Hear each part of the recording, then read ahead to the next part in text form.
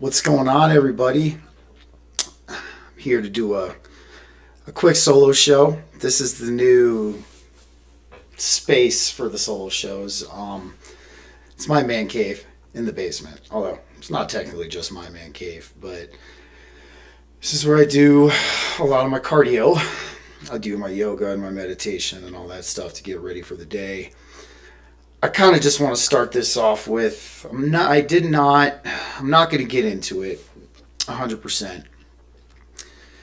But sometimes in this world, you're going to have to be the one who stands up. And what I mean by that is you're going to have to be the one to do something when everybody else is too afraid. And you're going to have to show people what you're not going to tolerate in your community. So, I had to do that today. Not happy about it, but sometimes, in certain cases, civil justice is a good thing, especially when done properly. So, since we're on my new software, I'm going to show you guys what we're going to talk about today. Let me just shrink that, and let's bring this up. Okay, so New York Post we got here.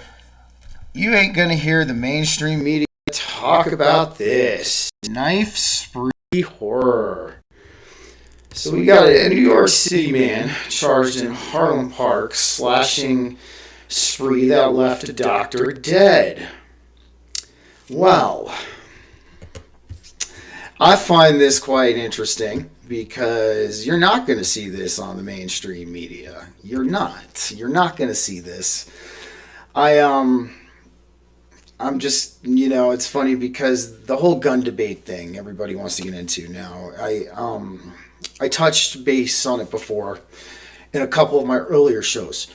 But the one thing I'm going to say about it is this. I am not a gun crazy person, but I do understand the importance of the Second Amendment and what it means to us here to be free and to have the ability to protect ourselves and to stand up against a tyrannical government. Yes, that is what it says, okay? And you can look in the world nowadays and you can see that something strange is definitely going on. And that's kind of also too why I've decided to revamp the BG Cast. I've decided to make it into about the Great Awakening because this is what we're all going through right now. Every single one of us is going through this in some kind of way. Whether you're just starting and you're starting to see that maybe things aren't all they're meant to be. Maybe there's something interesting going on here. Or two, you've been on the path for a long time.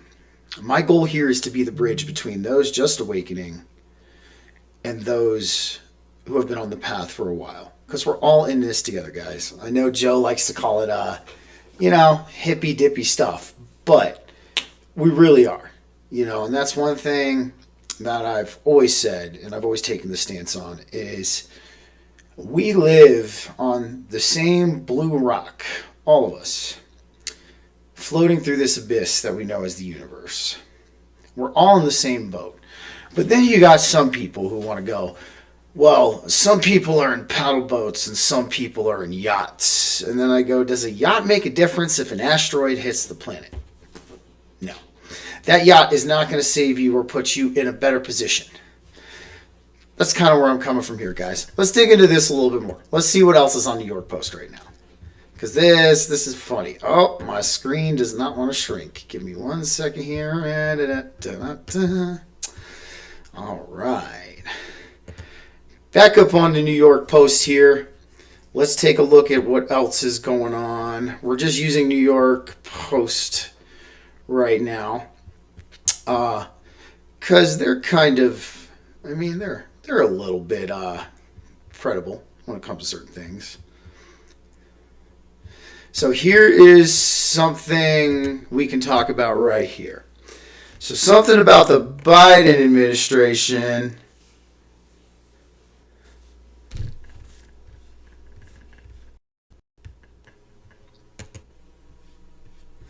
Let me check. Sorry about that. A little OBS thing was tripping out. Biden administration push to bar Twitter users for COVID disinformation. Okie doke. Let's take a look here.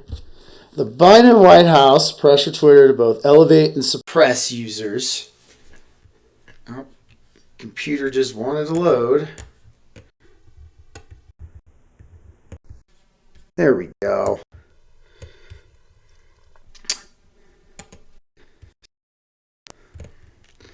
The Biden White House pressured Twitter to both elevate and suppress users based on their stances of COVID-19, ultimately censoring info that was true but inconvenient to policymakers, according to the latest edition of the Twitter files revealed Monday. The coercion campaign during the pandemic began with the Trump administration. Of course, they always got to throw him in there, which asked Twitter to crack down on stories about panic buying and runs on grocery stores, which, I mean, everybody pretty much did, during that time.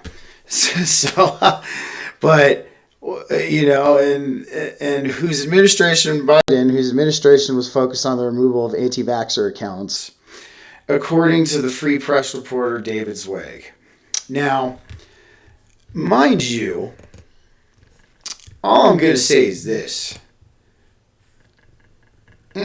Still getting used to this, guys. Thanks for hanging in there. And the thing I'm going to say is this. You rip the tongue out of a man's mouth, you're not proving them to be a liar. You're proving that to the world you fear what he has to say. So, I personally feel during the whole COVID situation, there was a lot of red flags. There was quite a few red flags. In fact, the red flags were so immense, I joke that we're on red flag 9001. The fact of the matter is, at least in my opinion, that incident was not for our best interest. And there's even financial things that tie that statement into what I would believe fact. Because if you look at the lobbying for Congress in 2020, I'll look up, I think it's in my Google Docs, I'll have to find it. If not, I will reach out to the person who sent it to me before. The pharmaceutical industry lobbied a whopping $105 million more than they had in the past 10 years into Congress during 2020. And there's still a lot of people who think the COVID measures were for our best interest.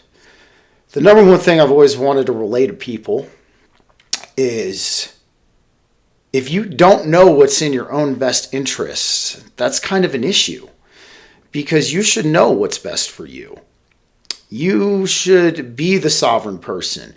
And, you know, I'm just going to go ahead and break this down right now. When I say sovereign, I don't mean sovereign citizen. Okay? I'm just going to put that out there right now because what I mean by sovereign is using discernment, thinking for yourself, not following a status quo, not going along with what the group is thinking and the group mentality and the group think and things like that. That's what I mean by being sovereign, okay? And unfortunately, it did upset me that there was a lot of spiritual people during this whole thing that did not turn out to be sovereign. They were hooked, lined, and sunk when it came to the COVID situation. And, you know, that was a really big detriment to me because I saw a lot of my people, I would say, my group, freaking get split over this. You know, they got split because you have people like me who I feel like freedom is a very spiritual thing. To be able to have the freedom to choose what I want to do with my body, whether it be conscious altering substances, whether it be medical things, whether it be tattoos, whether it be piercings, whether it be I'm for complete body autonomy on all levels, okay? Because my bodily autonomy stands on principle and not propaganda. So let's dive back into this a little bit more because, oh my goodness. All right, so for example, in June 2021, hours after Biden published outrageous that social media companies were killing people. Oh my God. Sorry, that made me laugh so hard I had to fucking cough. Killing people for allowing purported vaccine misinformation to propagate. Former New York Times reporter and noted vaccine doubter Alex Berenson was suspended from the site and ultimately banned. I'm wondering if Musk lifted that one. That would be interesting. Berenson responded by suing Twitter, forcing the release of internal communications that showed the White House had pressured the company to squash his account. So, what I'm going to say on that, guys, all right, is there's a lot of talk that of conspiracies, quote unquote. So, I'm just going to center the camera over here. You can see my nice little echelon rower in the background there. So this is just what I'm going to say about this is so back, in case you guys don't understand where the term conspiracy theories came from, it happened back in the 60s during the Kennedy assassination. And it was used to discredit people who questioned the official narrative of the Kennedy assassination. And, a lot of people hate on Trump. I'm not a fan of the two-party system at all. But the two good things that man did is he released the Kennedy papers in 2016. And what did we find out? The official narrative was a lie. So what does that mean for the term conspiracy theorist? What does that mean? Is because right now the trend is seeming like, it's conspiracy theory first and 6 months later the truth. It's very, very common practice in governments, you guys. It's very common practice that they do not disclose information that does not benefit them. Okay? And I think the American population in general, as of right now, thinks that when you elect somebody into a position of power, they're automatically absolved of any psychological issues that they could possibly have. They're automatically just completely cleaned. Oh my God, clean fucking slate. This person got elected. He's not going to do any more bad things. He's not going to do anything else. But newsflash, guys, a position of power does not stop people from being ill-willed. Okay? So that's just what I'm going to say on that. I find it funny that he thinks the misinformation was killing people. Yet all of these doctors who had years in the field, super credible individuals, PhDs, beloved by their communities, were all fired because they went different routes in treating the virus as opposed to the vaccine. So, and now we have sudden unknown cause of death. All right, back to the fucking article. Hold on here, y'all. Oh my God, this is fun today. All right, so let's go back up here. Let's keep reading. All right, and look at this. Look at this. Is this Biden getting his fucking vaccine? Come on, Microsoft Edge. What is going on here? So it looks like this is going to be very fun. Oh, yep, there he is. There he is. He's getting his vaccine. Probably a placebo. Most likely. So, let's get down to this part of the article. Microsoft Edge is running on Chris's time. So, here we go.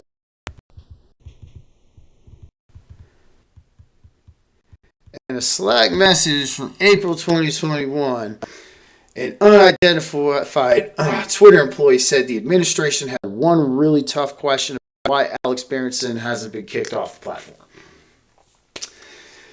It doesn't stop infection or transmission.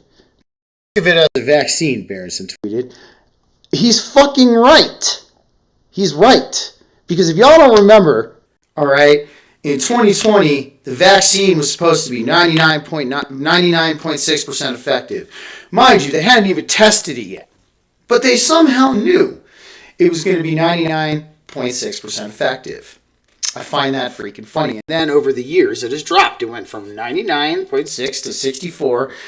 And now it's at the point where it does not matter if you get the vaccine. It does not reduce the symptoms. It does not stop transmission. But yet, People are still asking for cards. People are still asking this. And there's even some places, even now to this day, that are still wearing masks.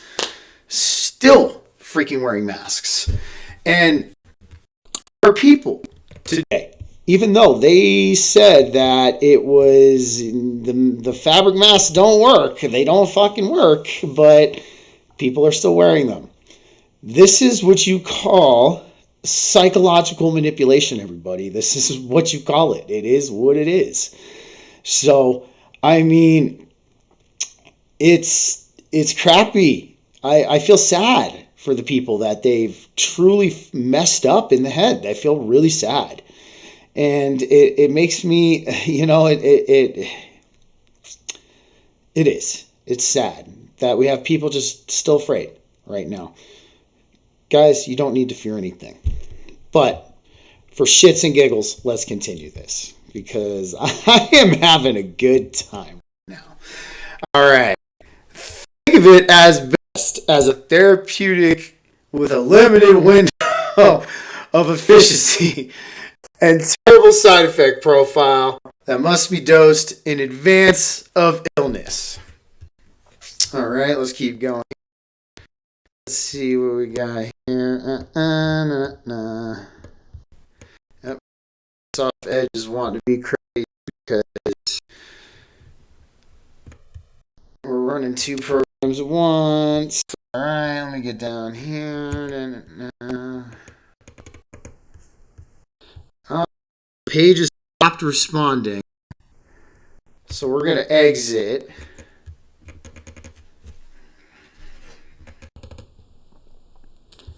Yeah, we're going to just have to call it a day for Microsoft Edge. He will definitely Google Chrome next time.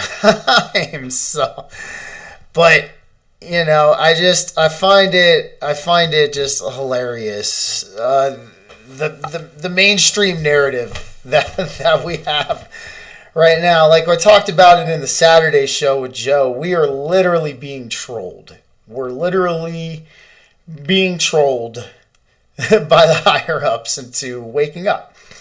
That's what it seems like to me because, I mean, the best thing was that I think Tim Pool had on his podcast about there was a man who was wearing a mask.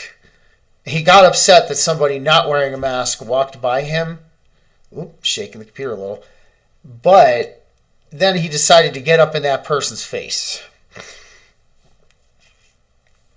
I mean, the common sense is oozing out of this one, y'all. I mean, that's just kind of what it is. So, personally, I'm at a point where it is. I see it as a stage. I see it as a show, you guys. And I think you guys should as well. I think you guys should see it as a show as well because that's what it is. Like we said on the Saturday show, politics is just the entertainment division of the military-industrial complex. There's a narrative at stake. And if you don't follow the narrative, look at what happened to Kennedy. So, let's give Microsoft Edge one more try.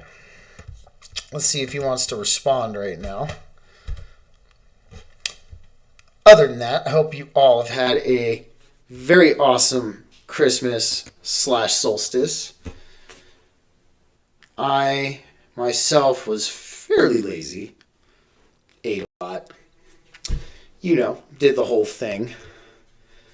So, while that's deciding to load, I do not know why Microsoft Edge is wanting to be so slow today. But this is just, you hear that, Bill Gates? I'm about done with your shit. And this is just proof about this right here. How much I'm done with your shit. So, let's see. Okay, the article's back up. So that's where we left off. Okay, so as recently as this month, Laura Culbertson, Twitter's head of U.S. public policy, had detailed the White House's pressure campaign in a series of meetings to Zweig. Culbertson said in her notes that the administration was very angry that Twitter had not taken more aggressive action in silencing vaccine critics and wanted the company to do more, as files showed.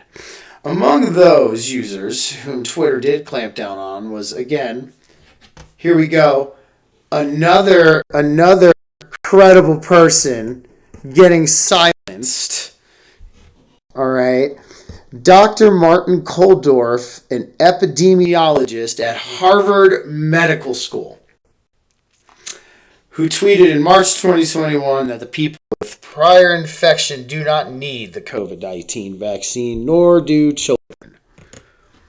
This is what I'm talking about, guys. Case in point here. He's an epidemiologist at fucking Harvard. And he gets silenced because he's not going with the narrative. This is like, yeah, you can't make this shit up, guys. You can't make this shit up. And that's bottom line. So, I mean, this caused a great awakening, though. And that's what I love about it. COVID-19 backfired on them completely. And that's,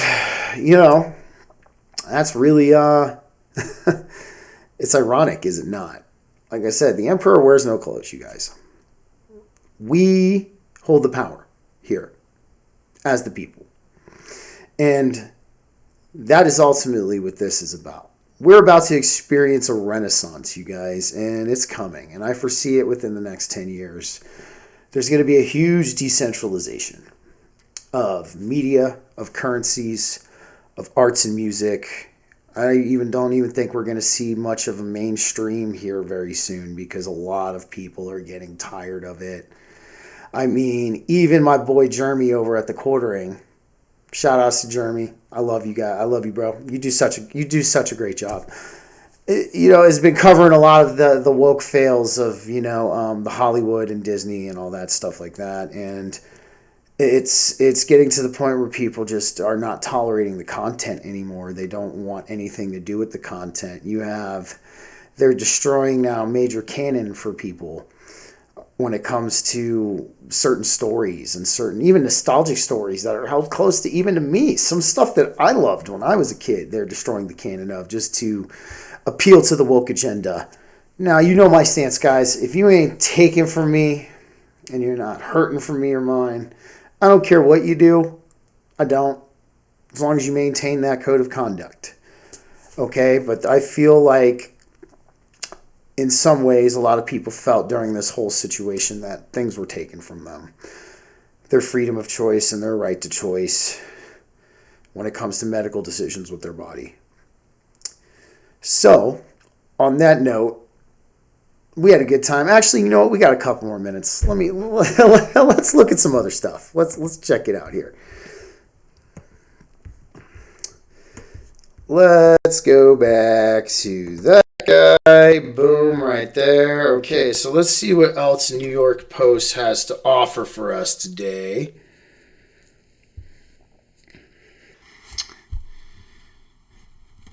There's a couple of other news sites we're going to use too, man. But right now, man, honestly, I feel the whole... Oh, what's this? All right. Christmas pizza. Not really feeling about the Christmas pizza. Do not care about the princess or the royalty.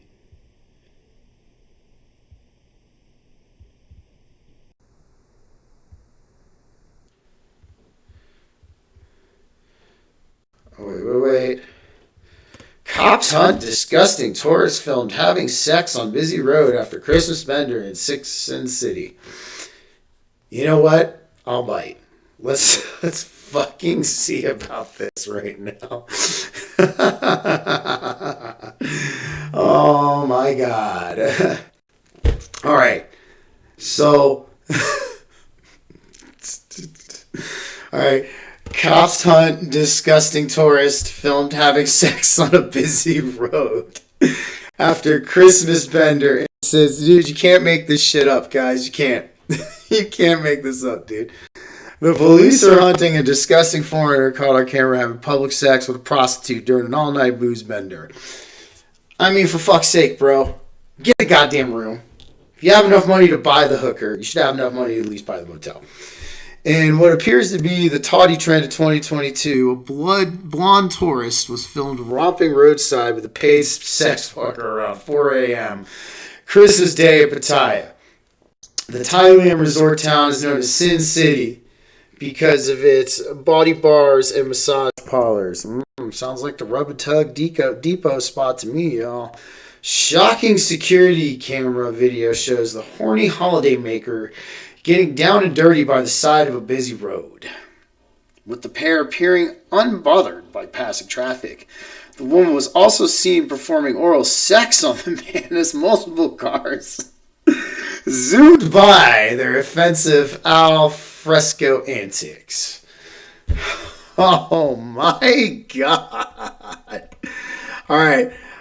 Don't want to get destroyed by the algorithm, y'all, so I'm not gonna show the video clip of what they were doing. But like I said, man, the world is a fucking stage, albeit a very entertaining one right now. Oh, God. I'm even laughing my ass off looking at that. All right, let's continue. I saw something about Twitter, since Twitter's been kind of a hot thing right now. Let's see what we got on Twitter. Fucking Christ, bro. Can't make this shit up, y'all, I swear. And, like I said, all right, there's a lot of that shit here in Denver, Colorado, where I live. There was one time, when I first moved here, I remember I was hanging out downtown. I used to go to this kava bar out here called Kava Sutra. And I remember I was walking and I heard like this like muffled, like it sounded like somebody was getting robbed, and like it was in this little alleyway. I don't know if y'all know Colfax from out here. It got little tiny alleyways everywhere. And I'm like walking up and I think somebody's getting like robbed or mugged. And it turns out there's two homeless people just doing it behind a dumpster. And I'm like, oh my God, dude, with all the fucking money that you guys panhandle for, you can't get a fucking room to do this in. So, this shit, dude. At least he decided to do it in Thailand, where like nobody like know him or anything like that. So all right, back to the nice free horror. Like I said, you ain't gonna see that on the mainstream media. You're not, because you're just not. Why are you doing this to me right now? All right. We're going to go to a different site, you guys, because I guess New York Post doesn't really want to be 100% right now. So, let's go ahead. And we're going to call it on this one today, you guys. I want to say I'm thankful for those of you who are listening right now. I'm thankful for all of those who are giving this podcast a chance. I have a feeling in the next 10 years, we got a lot of good things coming our way. So a couple quick announcements. I will not be doing my typical Saturday show that I do on Saturdays with Joe. Joe's going to be out of town. He's going to be getting some hypnotherapy healing, which I'm actually really excited and I'm happy that he's going to be doing. So I'm going to have actually a friend of mine, Natalie, on as a guest this Saturday. Natalie has been head in the Great Awakening for a long time, just like I have.